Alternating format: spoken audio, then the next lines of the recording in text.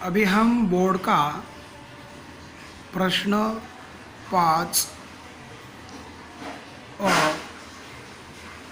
अभी हमने इसके पहले जो चौथा प्रश्न किया था बच्चों, वो हमारा भाषा अभ्यास का यानी ग्रामर का 16 मार्क का था। अभी हम प्रश्न 5 देखो प्रश्न 5 ये लेते हैं। देखो हमने शुरुआत की है अभी। प्रश्न 5 देखो, पत्र लेखन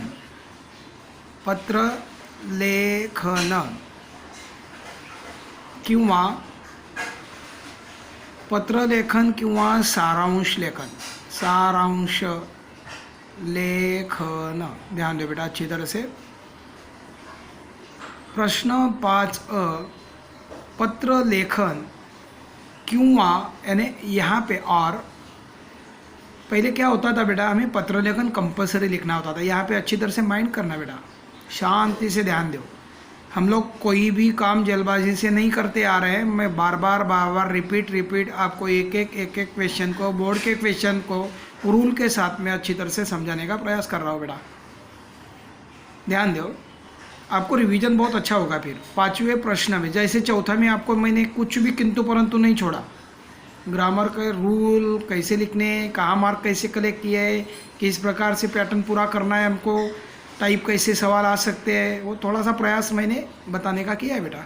अभी देखो ना प्रश्न 5 पत्र लेखन क्यों का मतलब है और, सारांश लेखन, दोनों में से हमको सवाल करना होगा।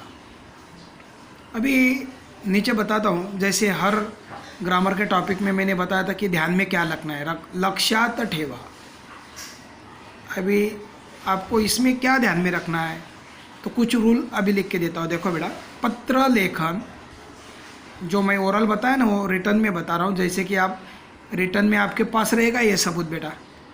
ओरल में क्या है, आज सुना कल चला जाएगा, और सर ने तो ऐसा कहा नहीं था, या मैंने कहा तो गलत कहा था, तो फिर आपके पास रिटर्न भी रहेगा।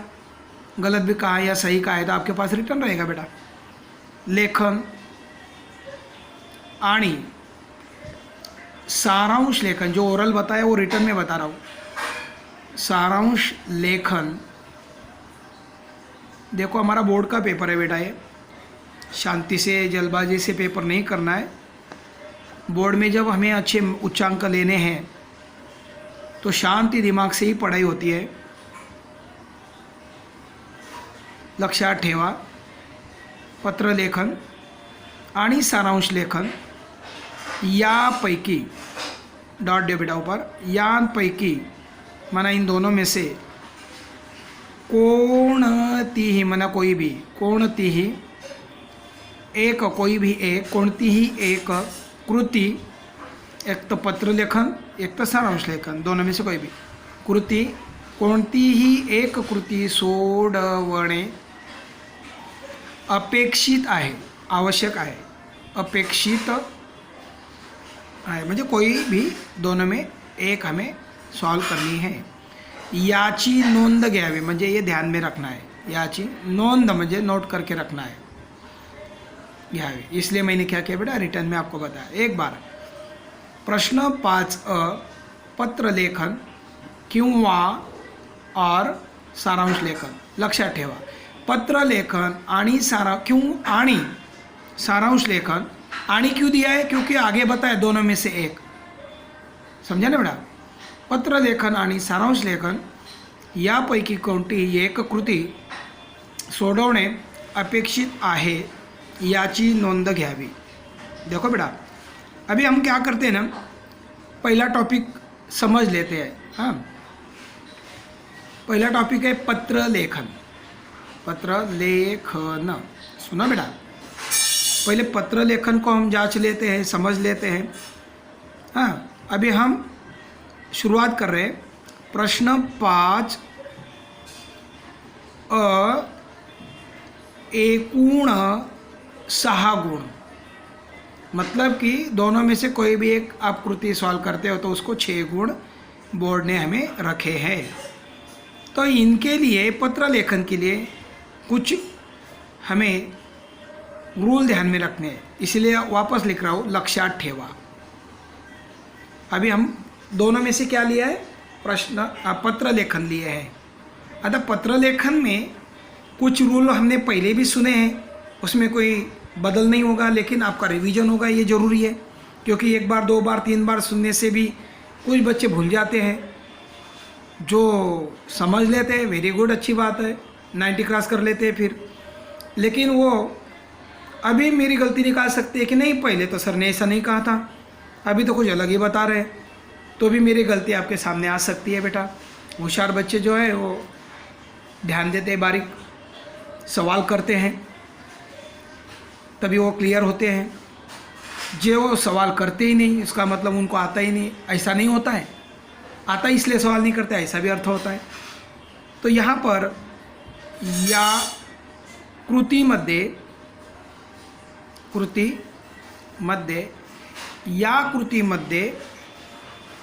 मागणी पत्र, ध्यान देना बेटा, मागणी पत्र, या कृतीमध्ये मागणी पत्र व विनंती पत्र, या कृतीमध्ये मागणी पत्र, या कृतीमध्ये मागणी पत्र व विनंती पत्र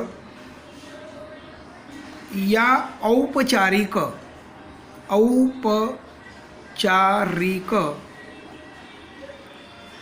फॉर्मल और इनफॉर्मल, फॉर्मल म्हणजे औपचारिक, पत्रांपैकी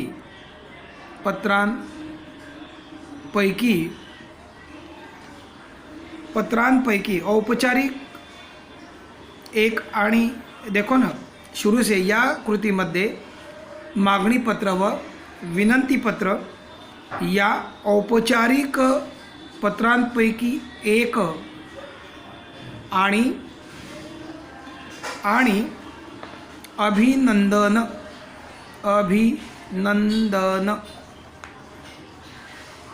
पत्र व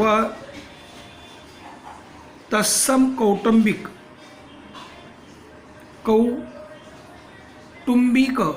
पारिवारिक कौटुंबिक पत्र या अनौपचारिक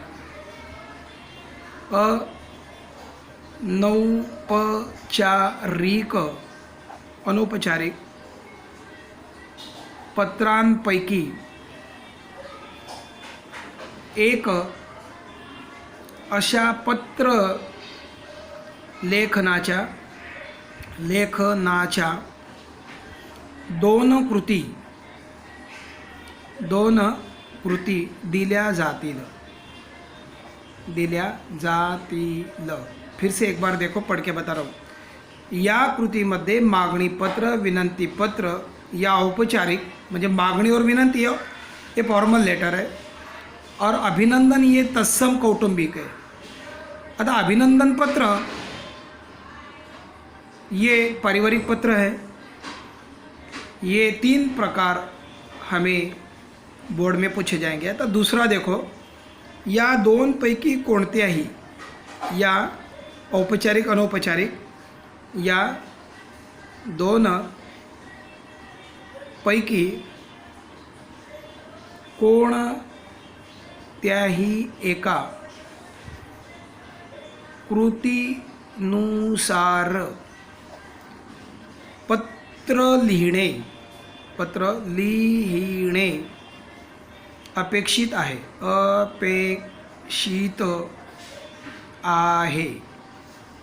अभी तीसरा है, देखो नंबर 3, या दोनपैकी कोणत्याही एक कृतीनुसार पत्र लिहिणे अपेक्षित आहे। नंबर 3, आकृतिबंधात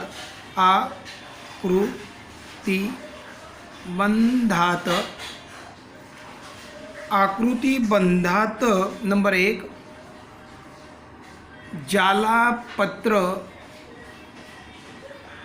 जालापत्र लिहायचे, त्याचे नाव, पत्ता नंबर 2, जो म्हणजे आकृतीबंधात ज्याला पत्र लिहायचे त्याचे नाव, पत्ता म्हणजे ॲड्रेस. नंबर 2, जो पत्र लिहित आहे, जो पत्र लिहित आहे त्याचे नाव, पत्ता म्हणजे ॲड्रेस. आणि नंबर 3, आणि विषय दिला जाईल.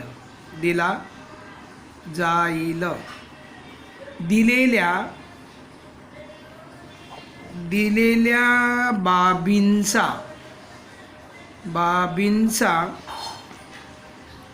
यथायोग्य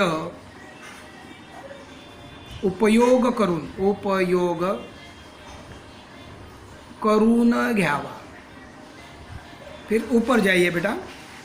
नंबर 3 ऊपर देखिए वापस. आकृतिबंधात म्हणजे जो हम आकृतिबंध तयार करेंगे उसमें पहला है ज्याला पत्र लिहायचे त्याचे नाव, पत्ता. नंबर 2, जो पत्र लिहित आहे त्याचे नाव, पत्ता.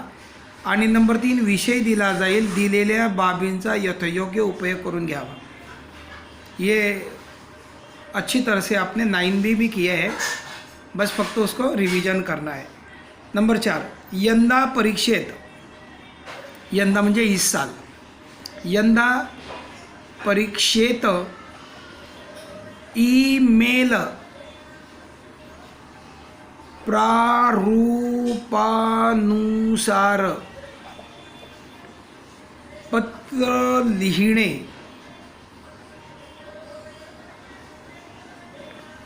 अपेक्षित आहे, हे जरूर लक्षात ठेवावे. आपको पता होगा इंग्लिश मीडियम के बच्चों, आप ईमेल क्या होता है आपको सबको पता है. यंदा म्हणजे इस साल परीक्षा में ईमेल प्रारूपानुसार, ईमेल जिस प्रकार से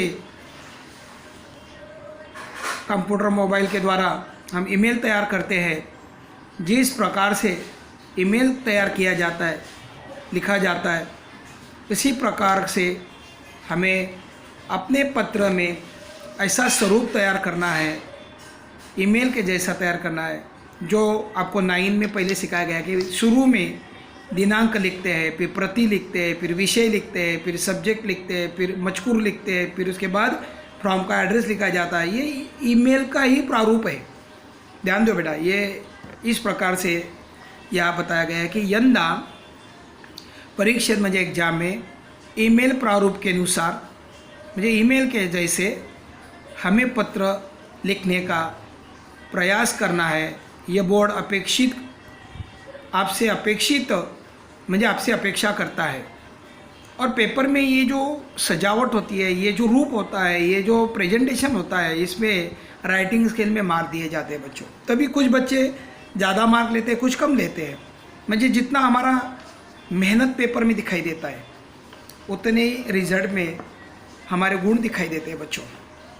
और ये ज़रूरी है कि कुछ बातें हैं उसको हमें थोड़ा सा ध्यान देना है कि मेरा पेपर सबसे अलग हो, मेरा लेटर सबसे अलग हो, मेरा निबंध सबसे अलग हो, मेरा पूरा पेपर जो है वो सभी बच्चों से थोड़ा अलग हो. अलग है तो फिर मार्क भी अलग रहेंगे ना.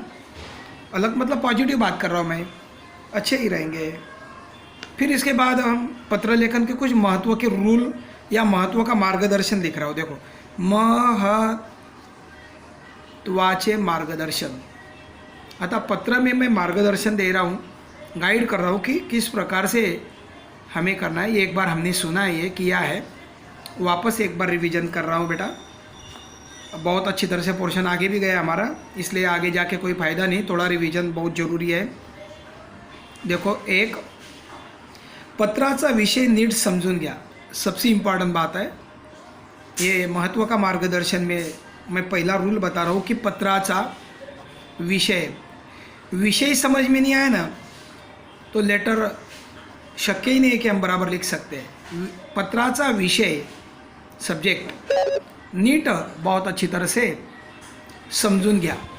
समजून घ्या, समजून घ्या। देखो बेटा, बहुत अच्छी तरह से यहाँ पे बताया मैंने। नंबर 2, पत्राचा विषय, पत्राचा विषय औपचारिक, औपचारिक,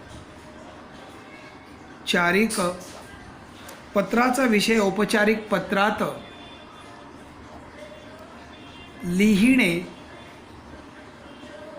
लिहिणे अपेक्षित आहे।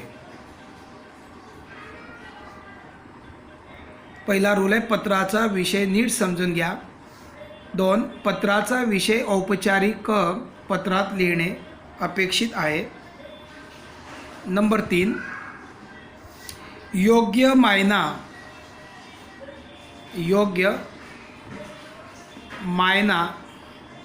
व समारोप करावा,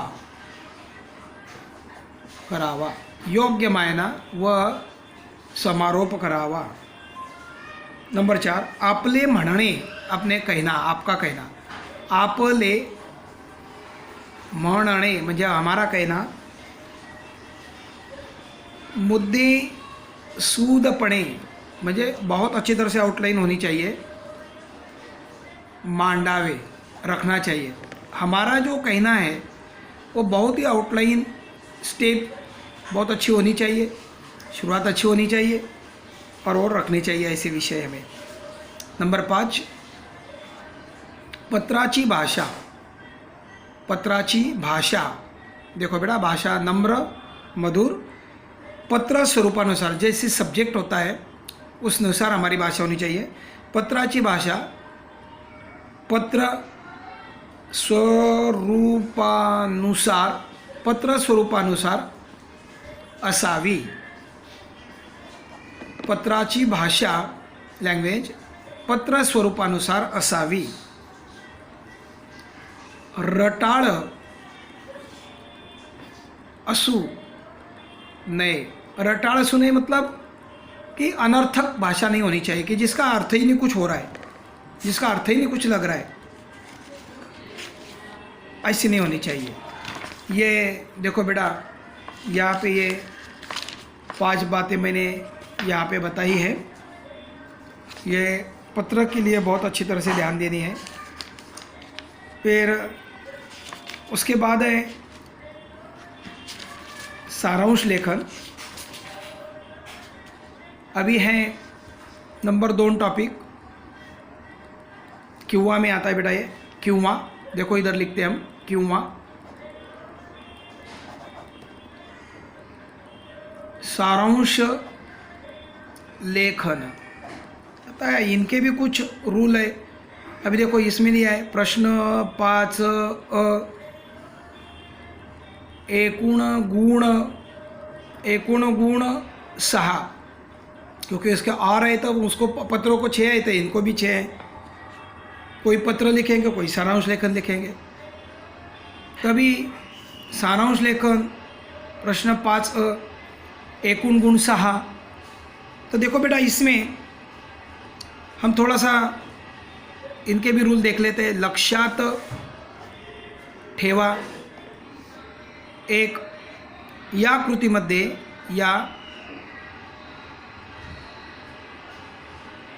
या कृतीमध्ये नंबर 1 ई मध्ये दिलेल्या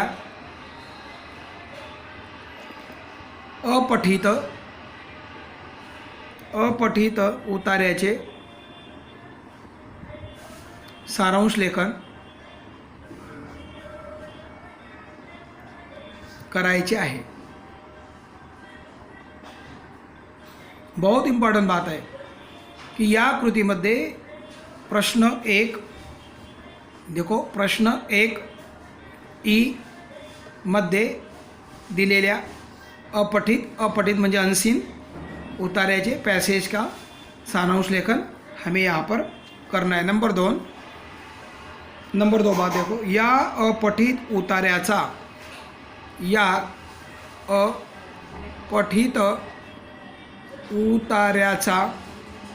1/3 इतका सारांश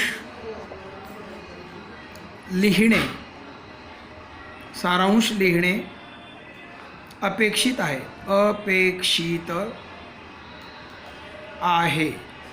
फिर से बता रहा हूँ। नंबर 2, या अपठित अनसीन उतार्याचा म्हणजे पॅसेज 1/3 म्हणजे 1/3 इतका सारांश लिहिणे अपेक्षित आहे। नंबर 3, विद्यार्थ्यांना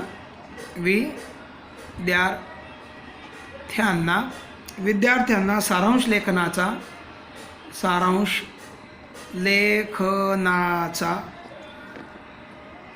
अधिक सराव मिळावा। सराव म्हणजे प्रॅक्टिस,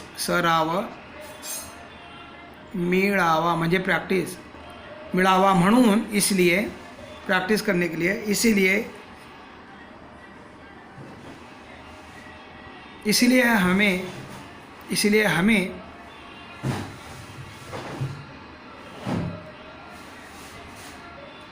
अपठित उतार्यांची किंवा उतार्यांचा सराव करावा। इसमें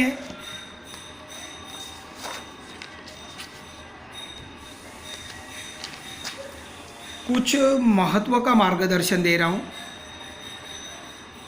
महत्वाचे मार्गदर्शन,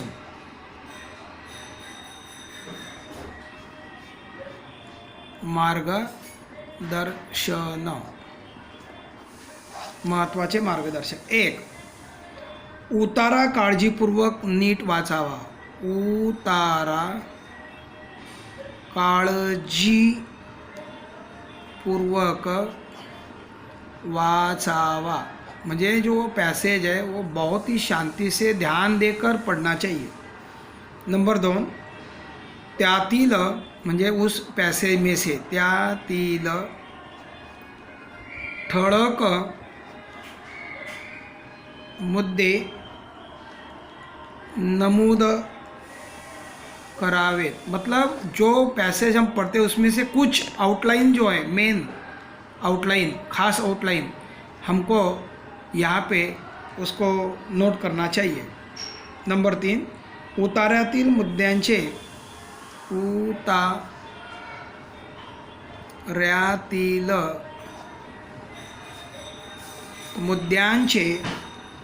स्पष्टीकरण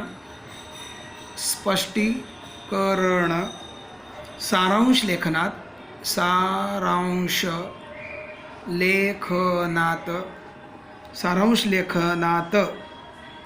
घेऊ नये। देखो, उतार्यातील मुद्द्यांचे स्पष्टीकरण सारांश लेखनात घेऊ नये मतलब जो पैसेज रहता है वो पैसेज डिक्टो जैसा का जैसा हमारे सारांश लेखन में नहीं आना चाहिए। ये थोड़ा सा समानार्थी सेंटेंस को हमें वापरना है, जनरल भाषा को हमें यूज़ करना होता है, मतलब कि मीनिंग नहीं बदलना चाहिए, फक्त ये याद रखना है बेटा। नंबर 4, साध्या सुबोध, साध्या म्हणजे सिंपल, साध्या सुबोध म्हणजे चांगला बोध, सुबोधचा अर्थ होता है भाषेत, चांगल्या भाषेत, आपल्या शब्दात, आपल्या का मतलब है हमारी भाषा, समझो हिंदी है तो हिंदी नहीं, सिंधी है तो सिंधी नहीं, मराठी भाषा कहा जाता है इसमें। आपल्या भाषेत म्हणजे चांगल्या शुद्ध मराठी भाषेमध्ये, भाषेत आपल्या शब्दांत साधारण 1/3 1/3 इतना सारांश लिखना चाहिए, सारांश लिहावा म्हणजे लिखना चाहिए। पहला रूल देखो बेटा, फिर से बता रहा हूँ। उतारा काळजीपूर्वक वाचावा, त्यातील ठळक मुद्दे नमूद करावेत। 3, उतार्यातील मुद्द्यांचे स्पष्टीकरण सारांश लेखनात घेऊ नये। नंबर 4, साध्या सुबोध भाषेत आपल्या शब्दात साधारण 1/3 इतका सारांश लिहावा। ध्यान दो बेटा, यहाँ पर हम सारांश लेखन और पत्र लेखन के रूल देख लिए हैं। इतना वीडियो के बाद हम यहाँ पूर्ण विराम लेते हैं। अगला वीडियो हम देखेंगे।